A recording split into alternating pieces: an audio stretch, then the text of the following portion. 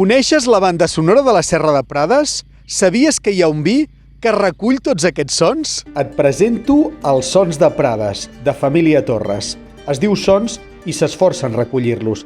Les campanes del monestir de Poblet, els ocells de la Serra de Prades, el terrer d'argila que actua com una esponja acumulant frescor a la vinya, el castell de Milmanda i el silenci.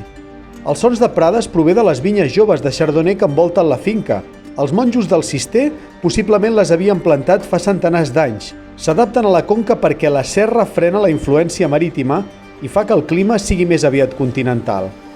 Hi ha més fronteres a la finca, merlets, torres d'homenatge i paraules en pedra del pas de l'abat Pons de Copons, que ja eren dues copes.